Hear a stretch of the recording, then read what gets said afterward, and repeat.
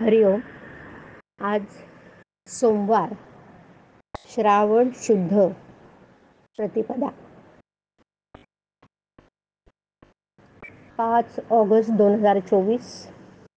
सद्गुरू ब्रह्मचैतन्य गोंदवलेकर महाराज आज आपल्याला प्रवचनातून सांगणार आहेत की देहच मी हा भ्रम. ऐकूया. आपण कोण, आपलं कर्तव्य काय हे कळणं जसं व्यवहारात जरुरीचं असं, तद्वत परमार्थात सुद्धा मी कोण हे कळलं पाहिजे ना. ज्याला मी माझे म्हणतो तो मी नव्हे खास. माझा देह म्हटल्यावर मी त्यातून निराळा नव्हे का? देहाला ताप आला तर मला ताप आला, देह वाळला तर मी वाळलो असं म्हणतो ही चूक आहे. हाच भ्रम. वास्तविक देहाहून वेगळा असूनही देहच मी अशी भावना केली म्हणून मी सुखदुःख अनुभवू लागलो. दुःख नको, सुख हवं असं मला वाटतं. याचा अर्थ माझं मूळचं स्वरूप हे नित्य सुख रूपच असलं पाहिजे. नदीच्या पात्रातलं पाणी आणि तिथूनच भांड्यात आणलेलं पाणी दोन्ही एकच.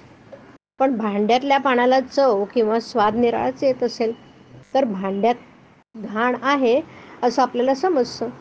तसं सुखरूप असणाऱ्या आत्म्याचाच अंश असलेला जीव दुःखरूप झाला याचे कारण देहसंगती. एका गृहस्थाची बायको बाळंत झाली आणि त्याला त्याच्या मित्राने डॉक्टरची मदत आणि अशा रीतीने अनेक बाबतीत धावपळ केली, पण त्याने सोयर मुळीच पाळलं नाही. त्या मित्राप्रमाणे आपण देहाबाबत वागलं पाहिजे. एखादं झाड काढायचं असेल तर ते पुन्हा पुन्हा वाढू नये अशी इच्छा असली तर त्याची पालवी बरोबर खुडून काम होत नाही. त्याच्या मुळाला पाणी घालणं बंद केलं पाहिजे. तद्वत संसार रूपी वृक्षाला आम्ही अभिमानाचं पाणी वारंवार घातल्यामुळे तो इतका फोफावतो. तो अभिमान नष्ट आपण केला पाहिजे. मी कर्म केलं हा भ्रम टाकून दिला पाहिजे.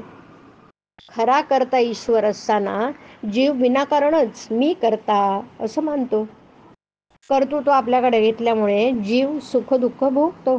तेव्हा मी करता नसून राम करता ही भावना वाढवणं हीच खरी उपासना. आपल्या आयुष्यात ज्या ज्या गोष्टी घडतात त्या सर्व भगवंताच्या इच्छेनेच घडतात अशी पूर्ण खात्री झाली की मगच सुख दुःख उरत नाही. ज्याची खरी अशी निष्ठा आहे त्याचं तेज काही निराळच असतं. अशा माणसाला अचल समाधान लाभतं. किंबहुना हेच साधू तत्वाचं मुख्य लक्षण जाणावं. हे आपल्या अंगी यावं म्हणून साधनाची सर्व खटपट असते. खरोखर तुम्हा सर्वांना आता पुन्हा एकच सांगतो की सदैव नामात राहण्याचा प्रयत्न करा आणि नीतीला धरून राहा. त्यानेच तुम्हाला भगवंत भेटेल. परमार्थात नीतीला, शुद्ध आचरणाला फार महत्त्व आहे. जो शुद्ध मनाने परमेश्वराचं चिंतन नामस्मरण करेल ना त्याला सहाय्य करायला परमेश्वर सदैव तत्पर असतो. आपण त्या परमेश्वराला शरण जाऊन त्याच्या नामाचं प्रेम मागूया. दीनदया भक्तवत्सल परमेश्वर कृपेचा वर्षाव करेल याची खात्री बाळगूया. नामस्मरण समजून करावं. समजून म्हणजे राम करता या भावनेत राहून. हरिओम. हरिओम तत्सत. हरिओम.